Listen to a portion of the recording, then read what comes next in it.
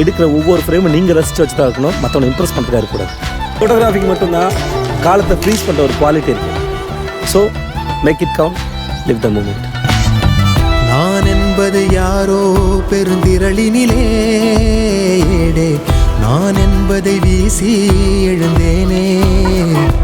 மனமே தான் என்பது போகும் பெருங்கணத்தினிலே கூவி வாவென்றொரு வாழ்க்கை சிறு குரலாய் அருளாய் பேச போகாதொரு ஆழம் தேடி நீந்தி நீந்தி மூழ்கி போவேன்.